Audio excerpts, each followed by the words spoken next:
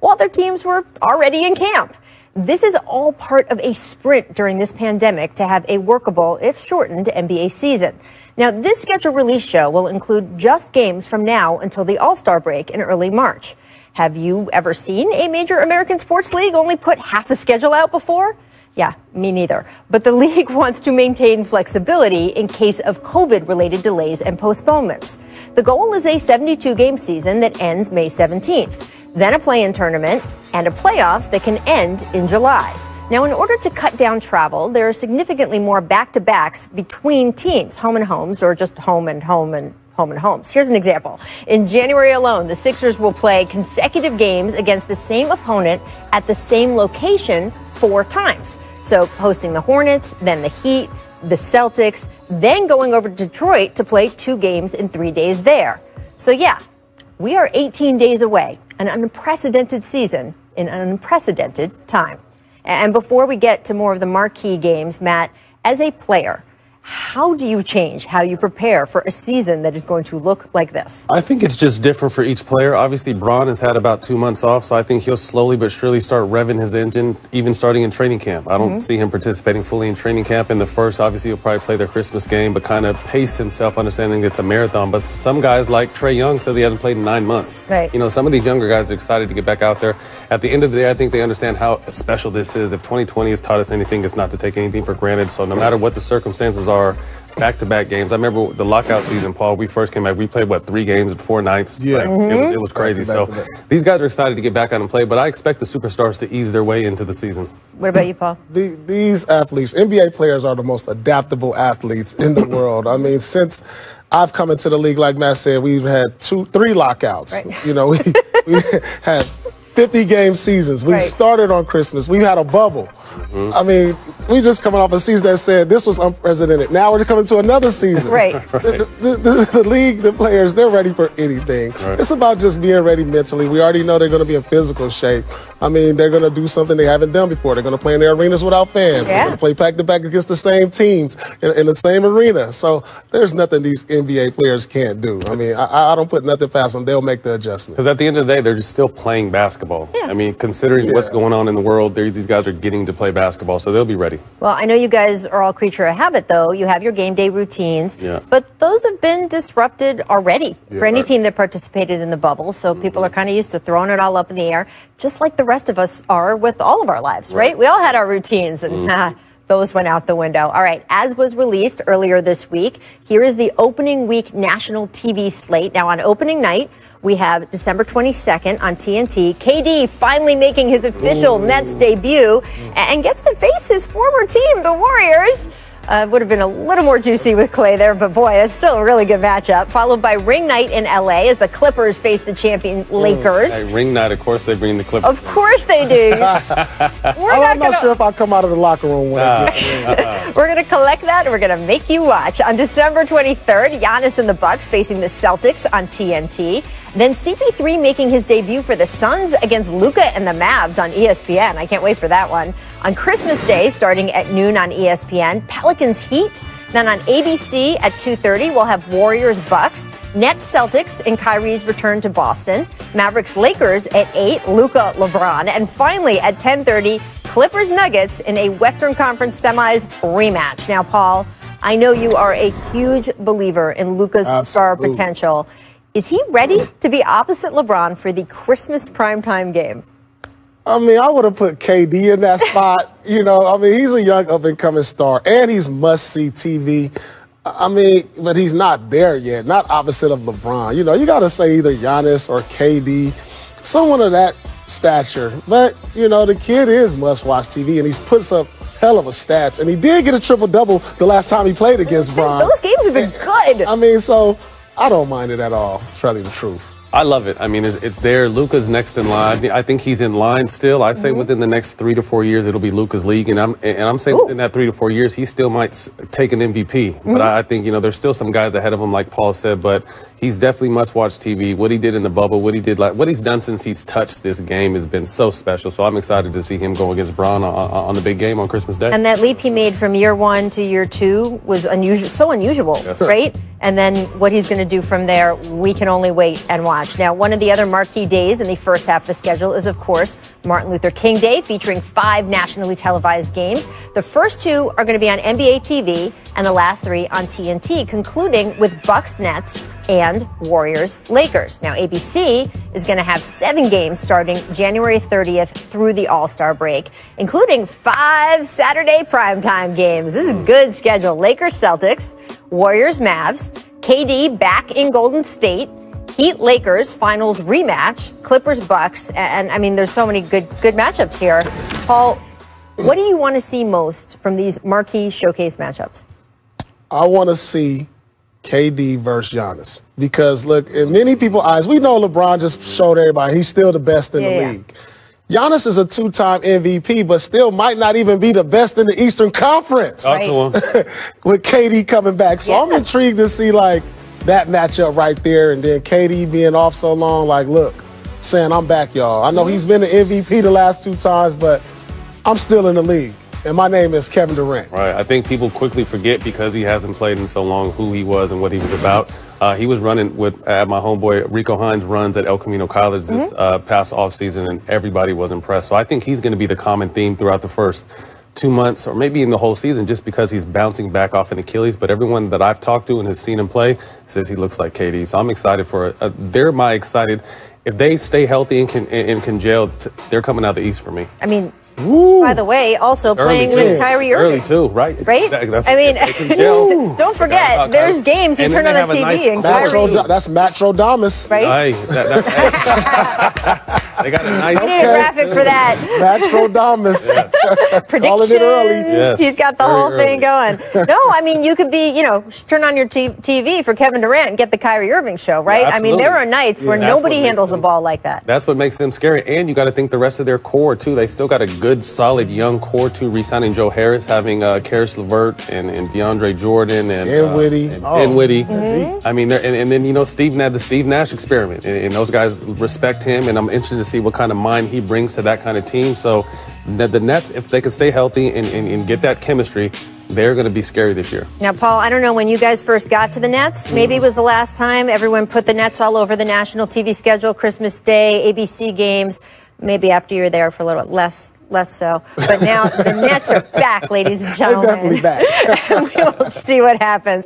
All right, coming up in the show, after a transaction frenzy the last 2 weeks, where will Russell Westbrook, John Wall, Gordon Hayward, and others start their new journeys? We will discuss. But first, a distant replay from this date. Welcome back to the Jump schedule release special. Besides CP3's debut, so many more old faces will debut on December 23rd in new places. Besides the aforementioned CP3 versus Luka duel on ESPN, Russell Westbrook will make his Wizards debut in Philly. John Wall will face the Thunder. The Hornets' Gordon Hayward will start against Cleveland, and all the new Hawks that Vince Carter said would be going there will start in Chicago. We had a little Vince Carter breaking news section of our free agency special, and he was dead on. Matt, which of these debuts are you most interested to see?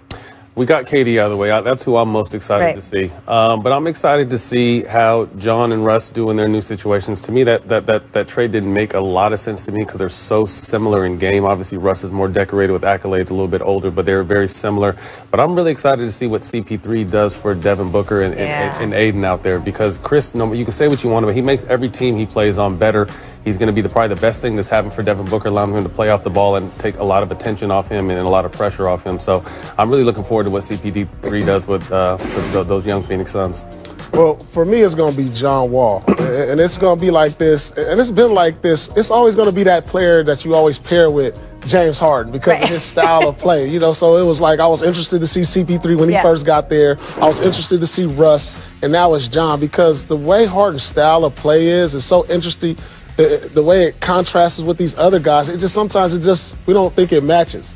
Like, John Wall's about as pure point guard that you have in the league, and he needs the ball. And we all know Harden's usage rate on the ball. This was made him an MVP and the player he is today. So it'll be interesting to see that dynamic because I think one of them has to change. I mean, I don't see Wall running the lane, running to the corner, shooting threes, spotting up. And so it'll be interesting to see if Harden takes that role and becomes that player at this stage in his career, which I don't know if it's also there's so much behind the scenes going on there with the Rockets. Is Harden going to want to stay?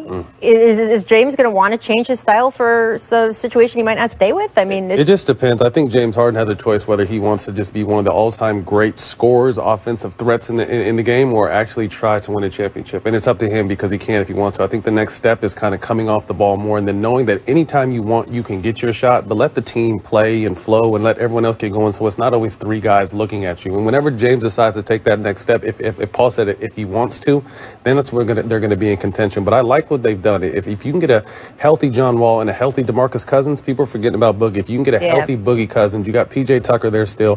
They got the young kid, forgive me, I forgot his name, they just picked up from Detroit. Yep, I'm with you too. Sorry, the center. Yeah, you know what I mean? So I think they're putting some... I've been talking about him all day. It's Christian Wood. Sorry about that. But yeah, he flew under the radar and played really well at the end of the season. But if it's up to James. Is he going to go? Is he going to force a trade? Because the last thing you want is an unhappy superstar the whole season. Well, also, Paul, you mentioned John Wall, and you know John so well from playing with him. I'm from the D.C. area, and I covered him. People kind of forgotten about John Wall. I'm sorry. The talent level of that dude. Now, incredible. I don't know what he is going to be like. The history of guards with Achilles injuries, it's not great when they come back. What do you expect from John? Well, I think he's going to be a smarter player. I mean, you got to understand, he's came in as one of the most athletic point guards that we've probably ever seen, and he depends on that. And now he's probably going to lose some of that athleticism as he gets up there in age in this injury. So I'm going to see probably a more efficient John Wall. You know, a guy who's probably worked on his shot, knocking down shots a little more, a higher IQ. Not that he wasn't before, but he was a high IQ player. So I think injuries tend to help you learn the game a lot more because you sit back and you watch and see how you can get better. You think he's got to study the game, like Paul said. He's got to be a student of the game because he hasn't played since December 26th of 18. You know what I mean? So it's coming up on 2 full years of him actually not playing basketball. We had him on the show earlier on All the Smoke. He said he's feeling great. He's explosive. He's, you know, and like I said, I think the next step in his game is the mental step. And not that he wasn't a smart player before, but with age and time off, being able to see how you can affect the game, I think he'll come back and be very effective if the Achilles is completely healed. Well, physically, he probably could have come back for the bubble and the team, just everybody elected, like, let's be smart here, right? But that maybe extra padding of time is maybe a good thing when you're looking about the chance of re-injury. We'll just have to see. I want to ask you guys about the Toronto Raptors because they are going to spend at least the next 3 months away from Canada, play their home games in Tampa, Florida at the Tampa Bay Lightning's arena. This is, of course, due to the travel restrictions between Canada and the U.S. right now. Whether they will return to Toronto after the All-Star break in March, who knows? I mean, no one knows about anything going on in March. Here are a few notable games that the Raptors will play in Tampa, starting with the Pelicans on December 23rd, the Celtics on January 4th, and a 2-game home set against both the now fellow Floridians, I guess, the Heat, and then the 76ers. So, Paul, how do you see this forced relocation affecting Toronto, the players? I mean, they might move back in the middle of the season. I mean, out of all the teams in the league, they're most affected. I mean, you're not asking no other team in the league to play outside of their home arena. I mean, not that we're not going to have fans, but you got to understand the comforts of being at home, going into the house that you bought or the apartment or wherever you live, coming home to your family, going to your practice facility. You know, players are by nature, you know, they like routine. They go to their favorite restaurants after games or before games. And now you're going to a totally foreign environment, to a city who probably none of them have been to. Tampa's a great city, but I'm sure people don't just wake up and say, I want to go to Tampa. you know, so. Nice in the winter, Paul. You know, it's a great place. I've been there. But, you know, you go to Miami, you go to Florida for the most part. And so they're going to be a team at a disadvantage out of all the teams to start the season. But I think, to piggyback off that, if any team can handle it, it's them. You know, they have great veteran leadership in Kyle Lowry. Nick Nurse is a great coach. They've been through the wars. They've won championships. They've done it without Kawhi. So I think this team is ready, can handle it. Obviously, it's going to be a disadvantage not being at home. But, you know, they landed in Tampa. So it's going to be, at least it's a nice city. The weather's nice. And we're just in unfortunate circumstances right now. So like I said, I think it's going to be tough. But I think this team can definitely handle it. And I don't see it affecting. But think about this. You just come from the bubble. And then it's like, damn, you don't even get to go home. So just psychologically, you're like, It wears on you. It wears on you. If So you have that can cause an effect on a player. Yes. You know, so my hat's off. You know, if they got through the bubble, they can get through this. Yeah, absolutely. And I will say, I don't know what the rules on fans are going to be, particularly in Florida, because they have some different ideas down there about how many people should gather inside a building. But there are a lot of snowbirds, the Canadians who go retire in that part of Florida. So there is some natural support for them there. I don't know. I'm trying to make it sound. We definitely wish the Raptors luck and success, because this is a real challenge for them. Coming up, as the season awaits, but the pandemic, of course, continues, how will teams adjust with little or no fans in the stands? What are the rules going to be? Brian Windhorst joins us next on The Jump to break it all down. Stick with us. Playoffs and actually make some noise. I love to play. I play hard. I compete. I understand how the game can be taken away from you. It's going to be a good one. Welcome back to the NBA's schedule release special right here on The Jump. Here are some notable return games for stars who changed teams this offseason. Kyrie scheduled to play his first game back in Boston on Christmas Day. Now, he didn't change teams this year, but last year never played in Boston, so this will be his return. Westbrook's first game back in Houston, January 29th. Kevin Durant making his return to Golden State February 13th on ABC. We now welcome in New York Times bestselling author, NBA senior insider, coming to us live from the Cobra Dome. It's Brian Windhorst. Some of these return games, Brian, going to feel much differently this season than in years past, because there won't be fans in the stands in a lot of places to either shout or clap or do anything to these guys. How is the league and all 30 teams going to make this season appealing to fans watching on TV when a lot of these buildings are empty and not always we're getting all the players that we thought we might play if COVID or something else strikes? Yeah, well, we're not going to know how Kyrie feels about it, because he just announced a media blackout for the season. He's not going to talk. So we'll just make assumptions for him. The issue is he issued a statement that, saying with that, no correct? Fans, Yes, he did. It was quite a statement. The issue with it is that there's really not going to be anything like home road, especially early in the season.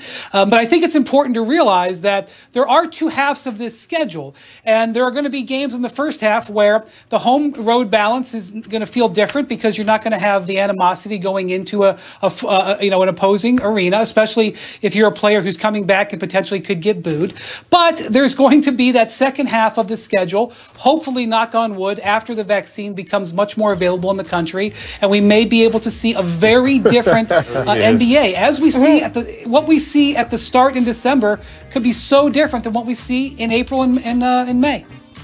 But it's going to be hard, guys, right? Because I love these virtual boards. I got really used to them. It felt good. Got to see Paul up there. But you can't do that in arenas where you do have some fans in the building, right? You can't block the view of the court. So for TV, it's going to look a little different, and the players are going to feel it differently. Paul, do you think that players who were in the bubble, at least, those teams, that they have adjusted to playing in a quieter gym? I don't think so. I don't think you can ever adjust when you've been playing like that your whole life. I mean, think about a guy like LeBron James. He won a championship in the bubble year, but he's been playing in front of fans since probably 3 years old. He's been playing in front of sold-out arenas.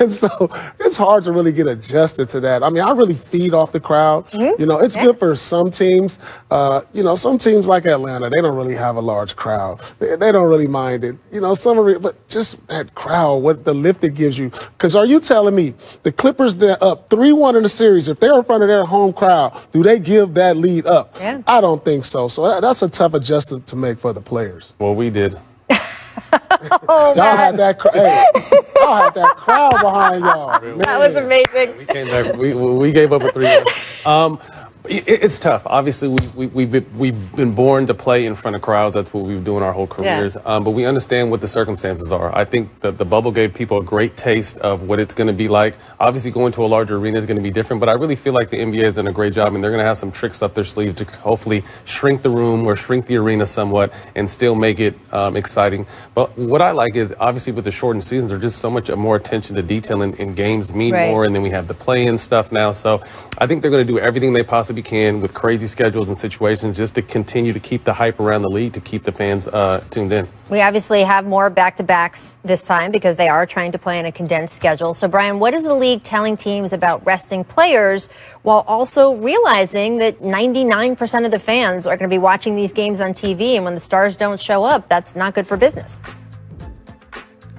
Yeah, I think we're going to see a whole, change in the way teams use players because, frankly, they're going to have to protect them early on, especially in the first 2 months of the season.